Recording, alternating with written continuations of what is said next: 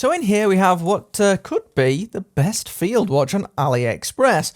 Or at least the best looking, potentially. I saw this one floating around on the site over the last few weeks, really, and it just kept grabbing my attention. So I reached out to Merkur, who are the ones who make this watch, just to see if they'd send one my way, and they agreed, so thanks to them. You'll find a link to this one in the video description, as always. But yeah, this one had a fair few unique elements. I don't think it's a design I've ever seen before. You'll have to let me know in the comments if you recognise it, but I really doubt it with this one. Got some unusual hands, and yeah, it looks pretty promising. So let's take a look at it and see how well Merkur has done.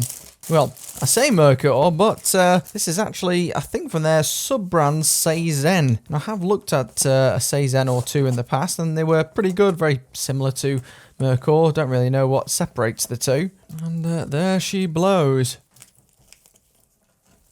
Very, very nice. Now, this one uses the same case as many of the other Merkur watches. So if you've seen any of my popular Merkur videos, you've probably seen similar to this before. I have noticed one peculiarity with this, and that is the handset. It's not just the style of the handset, it's actually the length of the hand. So you'll see the handset is like almost halfway between a cathedral and spade handset, they call them. Almost like some of the hands you get on pocket watches. But it's actually the length of the hands. It's a good job they're so stylistically different, because if they weren't, you could get them mixed up, because they're quite a similar length, as you can see. Really, really extended hour hand there. But aside from that, I think this is actually a really good looking watch. It looks just like it does in the online images. Not sure exactly how Lume's gonna go with this. I think those hands might be entirely loomed all across the surface, like Lumibrite or something. So we'll have to give this a low light test to see how that stacks up. Never been a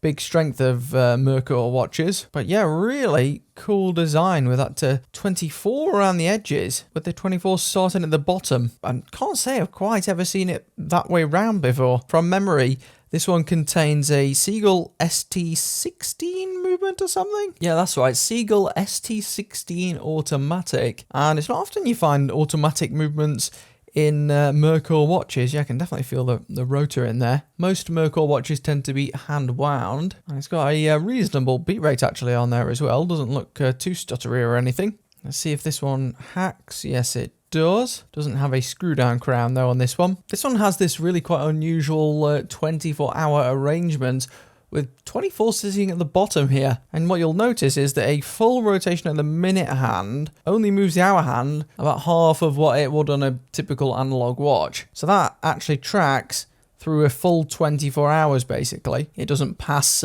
12 twice, so must be a little quirk of that movement potentially, or like an extra feature or something. Really not often you see that, not even particularly on many field watches, or at least not many that I've covered in the past, and I've covered a good many. It does give this field watch even more of a unique vibe, and it certainly provides a different and pretty attractive look. I do really like the colour combinations they've gone for here, with that red and then the orange little bit. Advertises on the site there 50 meters of water resistance, and it does have a screw back though. I know that some of the marathon watches only have 30 meters.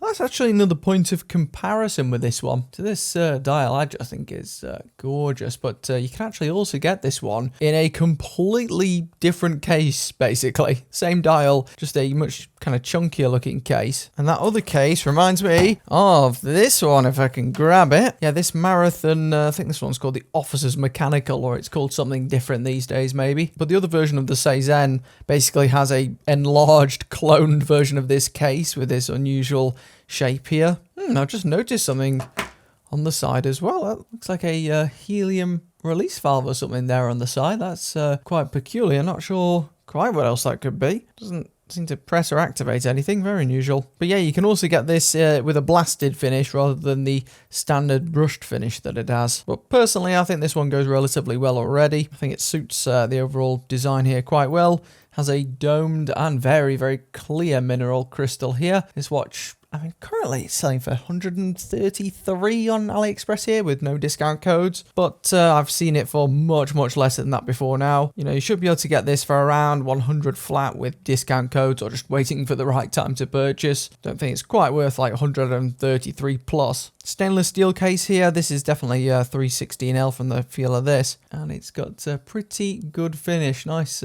clean lines on this case. I'm assuming it's really similar to loads of the other Merkur watches. Not sure really what separates Merkur from Seizen, to tell you the truth. But actually it's a hair bigger than most, 38.5. And then lug to lug, it's also a tiny bit longer than average too, 46. I wonder if these measurements are a bit larger to accommodate that automatic movement rather than the mechanical, but it's 13.5 thick with that quite substantially domed crystal. Without it, the watch is fairly slim, actually, about 9.5. So yeah, still quite middle of the road in terms of sizing. Do you think this might translate quite well down to 36mm too for future? Let's try it on the wrist, eh? Now, the strap itself is got the same problem, unfortunately, as one or two of the other Merkur straps, and it's just the fact that the second keeper here is sewn into place, so you can't move it, meaning that you can't really do anything with this flappy bit because it's too thick to tuck back on itself. So that is something to bear in mind for sure. I mean, I do have a very small wrist. I've got like a 6.25 inch wrist, so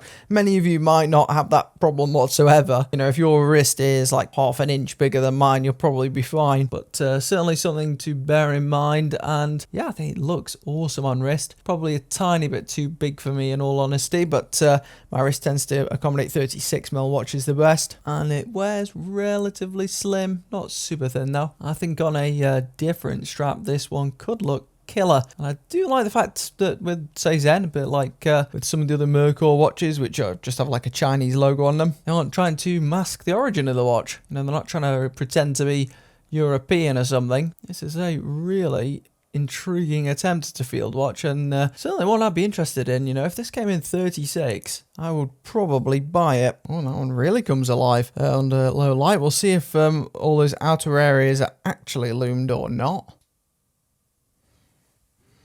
I can tell you instantly that is the best luminescence performance on any Merkur manufactured watch I've looked at. Those hands in particular, like the rest of the dial is more like standard fare for these Chinese watches. But those hands with whatever Lumibrite style paint they've put on there definitely works, because they are really bright and easy to read, which is great. You know, now they just need to use that stuff on the markers in future. And you know what? I've just had a quick look in my drawer here, and thinking about it and considering everything you kind of get here, I mean, it's not all that far off the likes of this Timex. Well, it's probably better watch than the Timex material at least, and the Bulova Hack, which is substantially more expensive. These two do have significantly better straps than the Seizen, I can't lie. But in almost every other area, the Seizen is almost as good, and it's significantly cheaper than both of these. So yeah, I feel like it really does slot into the market quite well. It's